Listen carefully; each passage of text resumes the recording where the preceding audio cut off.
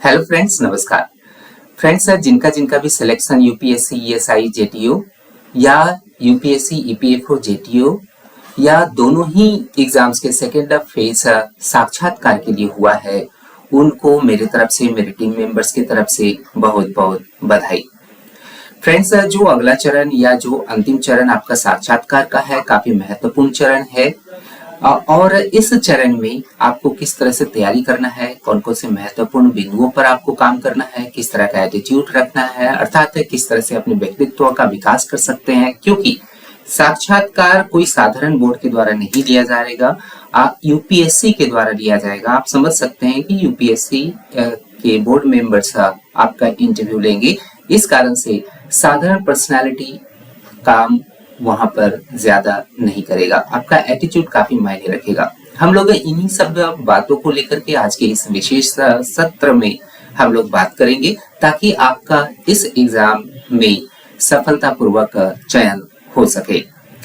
Friends, आगे बढ़ने से पहले मैं उन लोगों को संबोधित करना चाहता हूं जिनका सिलेक्शन इस एग्जाम में नहीं हो पाया है। मैं तो नहीं कहूंगा कि उनका दुर्भाग्य है, उनका बैड लक है कि उनका नहीं हुआ है, क्योंकि बैड लक नाम का कोई चीज नहीं होता है। लक का कोई भी सफलता प्राप्त करने के लिए बहुत ही नगण्य भूमिका होता है, उसका कंट्रीब्यूशन एकदम नगण्य होता है। इस कारण से यह कभी भी ना समझे कि आपका बैड लक रहा, इसके कारण से आपका इसमें सेकेंड फेज में आपका चयन नहीं हो सका। कहीं ना कहीं आपको इस बात को स्वीकार करना होगा कि आपका प्रिपरेशन, जिनका चयन हुआ है साक्षात्कार के लिए, उनके प्रिपरेशन से आपका प्रिपरेशन कम रहा होगा। आपने कुछ थोड़ा कम मेहनत किया होगा, आपने कम क्वेश्चंस अटेम्प्ट किए होंगे, कम अंक अर्जित किए होंगे, इस कारण से आपका सिलेक्शन नहीं हुआ है। आपको अब चिंतन मनन करना है कि आपको आत्ममंथन करना है कि कौन सा ऐसा सेक्शन रहा, किस तरह की आपने रणनीति बनाया जिसके कारण से आपको असफलता प्राप्त हुआ। आपको इस बात को, इस वास्तविकता को स्वीकार करना होगा कि आपका चयन नहीं हुआ है तो नहीं हुआ है, आपकी मेहनत कहीं ना कहीं कम पड़ गई। हालांकि फ्रेंड, आप लोगों को हताश होने की आवश्यकता नहीं है। आप आने वाले एग्जाम्स के बारे में सोचिए, ये नहीं कि इस उधेड़ बुन में हमेशा रहें और काफी हताश होकर के बैठे रहें कि क्या जाने कितना कट ऑफ गया होगा और मेरा कट ऑफ कितना रहा होगा जिसके कारण से मेरा नहीं हुआ। इस तरह की बातों पर विचार करने से किसी भी तरह का कोई फायदा होने वाला नहीं है। आपके हाथ में हो सकता है एसएससी जेएसटी का एग्जाम हो, आपके हाथ में हो सकता है आईबीपीएस और राजभाषा अधिकारी का एग्जाम हो, या दोनों के अलावा दोनों ही एग्जाम्स आपके हाथ में हो, या उससे ज्यादा अन्य तरह के भी एग्जाम्स आपके हाथ में हो सकता है। आप यह प्रयत्न करें कि आने वाले एग्जाम्स की आपकी रणनीति क्या होनी चाहिए, उस पर आपको आत्म मंथन करने की आवश्यकता है। कैसे आपको रणनीति बनाना है, यह आपका स्वॉट एनालिसिस पर डिपेंड करता है। अर्थात आपको स्ट्रेंथ्स का पता होना चाहिए, खुद के स्ट्रेंथ्स का, खुद का सबल पक्ष, खुद का निर्बल पक्ष, और आपको जो अवसर प्राप्त हो रहे हैं उस अवसर को लेकर के किस तरह से आपकी तैयारी होनी चाहिए। इसके बाद जो जो भी चुनौतियां, चाहे घर की तरफ से चुनौतियां हो, आप यदि कामशुदा है तब फिर आपको किस तरह से समय का प्रबंधन करना है, इन सभी चीजों को लेकर के आप रणनीति जरूर बनाइए, तभी आपको सफलता प्राप्त होगी। नहीं तो एक्साइटमेंट में, आप जोश में आप पढ़ाई करते हैं, तो जोश के साथ साथ यदि होश भी रखते हैं तभी सफलता प्राप्त होती है। बाय द वे, अब हम लोग बात करते हैं जिनका सफल चयन हुआ है इस एग्जाम में, वो किस तरह से साक्षात्कार के लिए तैयारी करेंगे। हालांकि उसके बारे में भी हम लोग बात करेंगे, लेकिन कई सारे कैंडिडेट्स इस बात को लेकर के काफी आशंकित है कि इस एग्जाम में कट ऑफ कितना गया होगा। फ्रेंड, कट ऑफ को जानना इसलिए थोड़ा जरूरी होता है, आप लोगों में क्यूरियोसिटी होती है, हम लोगों में भी क्यूरियोसिटी रहती है कि कितना कट ऑफ गया होगा। सबसे पहले तो हम लोग इस बात को जानते हैं कि देखिएगा कि दो एग्जाम्स को एक साथ लिया गया था। दो एग्जाम्स में ईएसआईसी और ईपीएफओ। ईएसआईसी की यदि हम लोग बात करते हैं तो इसके लिए इसकी जो वैकेंसी थी वो 76 थी, और ईपीएफओ की यदि हम लोग बात करें तो इसकी वैकेंसी 486 थी और इस तरह से दोनों वैकेंसीज को मिला करके 162 वैकेंसीज थी। और साक्षात्कार की जहां तक बात है तो यूपीएससी इस बात को क्लियरली इंडिकेट करती है कि हम साक्षात्कार के लिए इसका तिगुना कैंडिडेट्स लेते हैं। आप जस्ट आप कैलकुलेशन करिए कि कितने कैंडिडेट्स का साक्षात्कार के लिए चयन हुआ होगा। आप जस्ट मल्टीप्लाई करिए, 3 दूना 6, 6 3 18, 3 कम 3 और 1 4, 486। आप मान करके चलिए मैक्सिमम 500 कैंडिडेट्स का सिलेक्शन हुआ हुआ। अर्थात आपको यदि 3 कैंडिडेट्स है तो 3 कैंडिडेट्स में एक का सिलेक्शन होना है। आपको करना क्या है कि 2 कैंडिडेट्स को छांटना है, कम से कम 2 कैंडिडेट्स को छांटना है। 2 कैंडिडेट्स किस तरह से छांटेंगे, इस पर आपको रणनीति बनाने की आवश्यकता है। दूसरा क्या बात है कट ऑफ को लेकर के कि देखिएगा कि ईएसआईसी और ईपीएफओ दोनों का कट ऑफ डेफिनेटली अलग गया है। हाँ, ईएसआईसी में देखते हैं कई सारे कैंडिडेट्स का हुआ है और इससे समझ में आता है कि इसका जो कट ऑफ गया होगा ईएसआईसी का वो थोड़ा कम गया होगा। कितना कम गया होगा? मेरे विचार से जो भी कैंडिडेट्स लगभग 63 प्लस क्वेश्चन सही बना करके आए होंगे, 63 अर्थात 63 अर्थात कितने क्वेश्चंस, लगभग 157 58 अंक यदि वो अर्जित किए होंगे तब उनका सिलेक्शन ईएसआईसी में हुआ होगा। हालांकि कुछ हल्का फुल्का जो भी मुझे आंकड़े प्राप्त हुआ है उसके आधार पर मैं बता रहा हूं। और जहां तक ईपीएफओ की बात है तो इसमें कैंडिडेट्स जरूर 70 से ज्यादा क्वेश्चंस को अटेम्प्ट किए होंगे, सही अटेम्प्ट किए होंगे। 70 क्वेश्चंस तो जरूर इन्होंने सही किया होगा।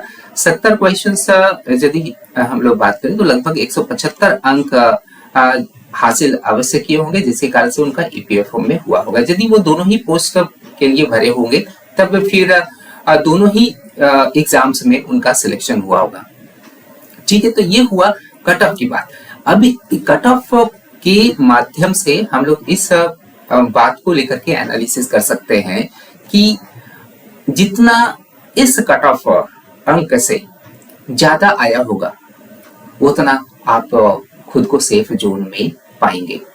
ज्यादा से ज्यादा अंक यदि लाए होंगे अर्थात 190 जिनका आया होगा, 200 अंक जिनका आया होगा, तो समझिए कि उनके लिए प्लस पॉइंट है। साक्षात्कार में काफी सहायता प्राप्त होने वाला है। साक्षात्कार जो होगा, चूंकि यूपीएससी के द्वारा साक्षात्कार लिया जाएगा, इस कारण से आप एवरेज मार्क्स की उम्मीद तो नहीं कर सकते हैं। आपको बेस्ट एंड बेस्ट देने की आवश्यकता है। यूपीएससी में कितना आप अच्छा कर सकते हैं, कितना अच्छा खुद को प्रेजेंट कर सकते हैं, प्रदर्शित कर सकते हैं, इसमें इस एग्जाम के लिए अब यह प्रश्न फिर आप लोगों के जहन में आता होगा कि सर यह एग्जाम होगी कब, इंटरव्यूज का जो डेट होगा वो कब दिया जा सकता है। फ्रेंड, इसको लेकर के संशय की स्थिति है। एक जैसे जिस तरह से त्वरित गति से यूपीएससी आपका प्रथम चरण के एग्जाम का रिजल्ट प्रकाशित किया, उसे देखते हुए यह लगता है कि 1 महीने में आप लोगों का जो है सो साक्षात्कार के लिए डेट आ सकता है। जहां तक नोटिफिकेशन की बात है तो नोटिफिकेशन मोस्ट प्रोबेबली इस महीने के अंत तक, नहीं तो फिर अगले महीने के पहले पखवाड़े में आ सकता है नोटिफिकेशन। और लेकिन जहां तक शेड्यूल की बात है, जहां तक आपका इंटरव्यू के डेट का सवाल है, तो मुझे नहीं लगता है कि 1 महीने में आपका एग्जाम हो जाएगा। साक्षात्कार के लिए आपको बुलावा भेजा जाएगा, क्योंकि यूपीएससी के पास अभी भी कुछ ऐसे एग्जाम्स है जिनका अभी इंटरव्यूज बाकी है, जिनका प्रोसेस को आगे बढ़ाना उसके लिए बहुत जरूरी है।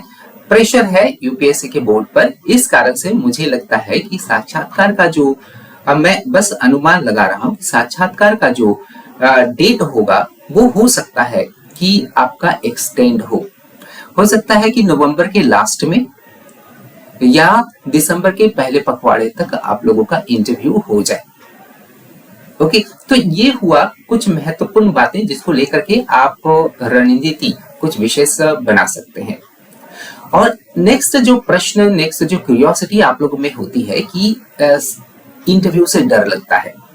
इंटरव्यू पहली बार मैं देने जा रही हूँ, कैसे करना चाहिए, वो भी यूपीएससी ले रही है। काफी स्टैंडर्ड उसका जो इंटरव्यू पैनलिस्ट होंगे और उनके सवालों का किस तरह से जवाब देंगे, बहुत तरह के ऐसे प्रश्न पूछे जाएंगे। अगर नहीं आता है तो किस तरह से मुझे उस तरह के प्रश्नों को डील करना है, बहुत तरह के ऐसे ऐसे प्रश्न आपके जहन में आते होंगे और इस तरह से आपको घबराहट भी हो रही होगी। तो फ्रेंड, मैं आप लोगों को बता दूं कि आपको घबराने की आवश्यकता नहीं है। क्या करने की, आप सबसे पहले तो इस चीज को जाने कि इंटरव्यू की जो मेरा जहां तक अनुभव है, मेरा अनुभव काफी सालों का है। मैं खुद ही लिया करता था। कई सारे कैंडिडेट्स, मेरे कई कैंडिडेट्स कह सकते हैं हजारों कैंडिडेट्स अलग अलग डिपार्टमेंट्स में है और इंटरव्यूज के थ्रू से, जैसे हो गया कि राजभाषा अधिकारी के लिए या बैंक के लिए या रेगुलेटरी बॉडी एग्जाम्स के लिए, मैंने कई इंटरव्यूज लिए और उसके आधार पर मैं आप लोगों को बस एक बात कहना चाहता हूं कि देखिएगा, इंटरव्यू के लिए आपको घबराने की आवश्यकता नहीं है। इंटरव्यू जो है, आप इसकी तैयारी आप 12 से 15 दिनों में कर सकते हैं। लगातार आपको क्या करना है, इंटरव्यूज के लिए आपको मॉक इंटरव्यूज लेने हैं, है ना। किन्हीं को सामने रख करके आप अपनी पर्सनैलिटी को, अपने नॉलेज का प्रदर्शन कर सकते हैं। और अगला जो भी आपका ले रहे हैं, थोड़ा सा अनुभव हो अगले के पास, ताकि आपके प्रदर्शन का वह विश्लेषण कर सके और मार्क्स दे सके। ओके, तो इस तरह से आप इसकी तैयारी कर सकते हैं। लेकिन अभी से आपको मॉक इंटरव्यूज पर फोकस करने की आवश्यकता नहीं है। अभी जरूरत क्या है इंटरव्यू की तैयारी के लिए, आपको क्या क्या जरूरत है, तो 3 चीज आपको ध्यान रखना। अभी से 3 चीजों पर आपको विशेष तरह से फोकस करना है। जब तक कि आपका नोटिफिकेशन नहीं आ जाता है, इस चीज डेट डिक्लेयर नहीं हो जाती है कि कब मॉक इंटरव्यूज के लिए आपको जाना है, उसके पहले आपको करने क्या है, 3 चीजों पर आपको फोकस करना है। सबसे पहले तो आपको ये ध्यान में रखना पड़ेगा कि इंटरव्यू यूपीएससी द्वारा लिया जा रहा है और वो इंटरव्यू आपका स्टैंडर्ड इंटरव्यू होने वाला है। आप एक बड़े अधिकारी के रूप में चयनित होंगे, इस बात से नकारा नहीं जा सकता है। सबसे पहला जो है, आपको एटीट्यूड में सुधार लाना पड़ेगा। एटीट्यूड, किस तरह का एटीट्यूड की मैं बात कर रहा हूं, ध्यान से सुनिएगा। देखिएगा कि आप कोई साधारण कर्मचारी बनने वाले नहीं हैं। आपके पास ऑफिसर एटीट्यूड होना ही चाहिए। जिस तरह के पोस्ट के लिए आप जा रहे हैं, ऑफिसर एटीट्यूड कैसे आएगा, एटीट्यूड में किस तरह की चीजें आती है। एटीट्यूड में देखिएगा 2 चीजों का समावेश होता है। सबसे पहला होता है आपका पोस्चर, ओके, और दूसरा होता है आपका जेस्चर और पोस्चर, ये दोनों चीजों पर आपको ध्यान देना पड़ेगा। आपके पास वो एटीट्यूड होनी चाहिए जिसकी वजह से आपको देख करके लोग बोले कि आपके पास सचमुच ऑफिसर बनने का गुण है। और पोस्चर और जेस्चर में आप किस तरह से सुधार करेंगे, हाँ, पोस्चर के बारे में आपको जान लेने की आवश्यकता है। पोस्चर कहते हैं हम लोग शारीरिक मुद्रा को, किस तरह से आप खड़े होते हैं, किस तरह से आप बैठते हैं, किस तरह से आप किसी के समक्ष में बातें करते हैं, ये सारी चीजें पोस्चर में आता है। आपका शारीरिक मुद्रा किस तरह का होना चाहिए, ये चीज आप पोस्चर के प्रति आपका ज्ञान रहेगा, तब आप अच्छी तरह से आप क्या है कि इस चीज को आप सुधार सकते हैं। जनरली क्या होता है कि जो रिमोट एरिया से बिलोंग करते हैं कैंडिडेट्स, उनके लिए पोस्चर की समस्या होती है, और जो शहर में रहते हैं, मेट्रोपॉलिटन सिटीज में रहते हैं, उनके लिए पोस्चर की आवश्यकता नहीं होती, पोस्चर पर ज्यादा काम करने की आवश्यकता नहीं होती है, क्योंकि वो जानते हैं कि किस तरह से मुझे अगले से बात करना है, कहाँ पर किस तरह से मुझे कुछ मेंटेन करके बोलना है, अपना बॉडी लैंग्वेज किस तरह से ठीक रखना है, किस तरह से मेरा पहनावा होना चाहिए। अभी से आपको क्या करने की आवश्यकता है कि आपको काफी फॉर्मल होने की आवश्यकता है। औपचारिक ड्रेस पहनिए, फॉर्मल ड्रेस पहनिए, और हमेशा यह सोचिए कि कोई ना कोई मुझे देख रहा है, एक अदृश्य शक्ति मुझे देख रही है और वह मेरे बॉडी पोस्चर को लेकर के कमेंट्स कर सकते हैं, मेरी आलोचना कर सकते हैं। और इस कारण से मैं यदि किसी के साथ खड़ा होकर के बात कर रहा तो कहीं मैं लुंज पुंज की स्थिति में तो दिख नहीं रहा हूं, मैं सही पोस्चर में, मैं सीधे तरीके से खड़ा हूं कि नहीं, मेरा बोलने का तरीका, मेरे लिम्स का मूवमेंट, मेरे हाथ और पैर का मूवमेंट क्या सही है, क्या इंप्रेसिव है। अभी से आपको इस पर गौर करने की आवश्यकता है। ठीक है, तो शारीरिक मुद्रा आपका सही होना चाहिए, काफी फॉर्मल होना चाहिए, ये एक इंपॉर्टेंट चीज है। दूसरा क्या चीज है? जेस्चर। जेस्चर को हम लोग कहते हैं हिंदी में हाव भाव। हाव भाव, चेहरा देखिएगा, हम लोगों का जो चेहरा है वो एक मॉनिटर है। ठीक है, आपका चेहरा किस तरह का होना चाहिए, यह आपका सोच कैसा है, आपका नॉलेज का स्तर क्या है, ये सारी चीजें आपके चेहरे से झलकता है, आपके हाव भाव से झलकता है। आपका हाव भाव कैसा होना चाहिए, आपका हाव भाव कितना इंप्रेसिव होना चाहिए, ताकि आप इंटरव्यू पैनलिस्ट को इंप्रेस कर सके, उसे प्रभावित कर सके, ये बहुत इंपॉर्टेंट होता है। ठीक है, तो चेहरा में हमेशा छोटी सी मुस्कान, फ्रेशनेस होना चाहिए, घबराहट नहीं, काफी काम एंड कंपोज्ड आपके चेहरे से प्रतिलक्षित होना चाहिए। ठीक है, अब बात उठता है कि आप, लेकिन ध्यान यह रखना है कि जेस्चर और पोस्चर यूं ही नहीं डेवलप आपका हो सकता है। जैसा कि मैंने कहा कि यदि एक व्यक्ति गंभीर है तो फटे चिटे कपड़े में भी क्यों ना हो, लोग उसको देख करके समझ जाएंगे कि बंदा नॉलेजेबल है, बंदा कुछ खास है। तो ये कैसे आएगा? ये आपका नॉलेज से होगा। एटीट्यूड कैसे डेवलप होगा? यूं ही नहीं। अगर यूं ही आप एटीट्यूड को डेवलप करते बिना नॉलेज को बढ़ाए, तब वो नेचुरल एटीट्यूड नहीं कहलाएगा, वो स्पॉन्टेनियस एटीट्यूड नहीं कहलाएगा। आपके पास वास्तव में नॉलेज होना चाहिए। अब नॉलेज आपको किस तरह का रखना है? तो नॉलेज, 3 चीजों पर आपको नॉलेज को बढ़ाना है, 3 चीजों को लेकर के। सबसे पहला है कि करंट अफेयर्स। करंट अफेयर्स में आपको माहिर होना है, अर्थात आप खुद को अपडेट रखेंगे। अपडेट रखेंगे जैसे कि आप अभी जो है ना, महिला आरक्षण बिल पास हुआ, वो अधिनियम तो बन ही जाएगा। जैसे ही राष्ट्रपति का साइन उस पर होगा, वो अधिनियम समझिए बन गया। वो तो उसके बारे में हो सकता है कि आपका विचार पूछे, या G20 का जो यहाँ पर इंडिया में एक ऐतिहासिक जो यहाँ पर आयोजन हुआ, उसके बारे में आपका अपना राय क्या हो सकता है, इसके बारे में पैनलिस्ट पूछ सकते हैं। मेरा कहने का अर्थ यह हुआ कि आपका जो विश्लेषण करने का जो तरीका है, आप किस तरह से कोई भी सिचुएशन को आप रीड करते हैं, उसको एनालाइज करते हैं, उसको अपने तरीके से उसको किस तरह से अभिव्यक्त करते हैं, यह काफी इम्पोर्टेंट होता है। तो इस कारण से आपको करंट अफेयर्स पर विशेष ध्यान देना है। इसके लिए आपको न्यूज़पेपर पढ़ना कोई जरूरी नहीं है, आप अंग्रेजी में बहुत ही माहिर हो, कोई जरूरी नहीं है आप हिंदी में पूरी तरह से माहिर हो, आपके पास दोनों का सम्यक ज्ञान होना अति आवश्यक है। और चूंकि आप अनुवाद के पद के लिए जा रहे हैं, इसलिए आपसे अपेक्षा की जाती है कि आपकी हिंदी और अंग्रेजी दोनों अच्छी होनी चाहिए।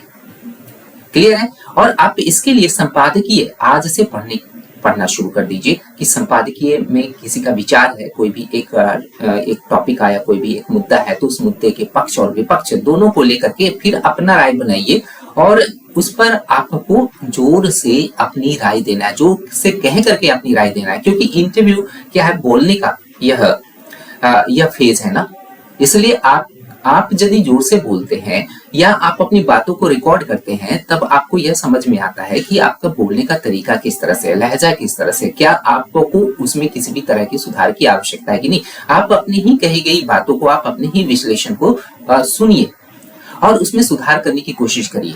और जहां पर भी गलती होती है तो वहां पर आप विराम चिन्ह लगाइए और फिर से उस चीज को बोलने का प्रयास करिए। इससे क्या होगा कि बोलने का तरीका आपका सुधरेगा और आपका जो तरीका है, आपके बोल में, आपके आवाज में जो उतार चढ़ाव है, जो मिठास है, वह उभर करके आएगा, वह डेवलप होगा और इंटरव्यू पैनलिस्ट को काफी प्रभावित करेगा। करंट अफेयर्स पर आपको ध्यान देना ही है।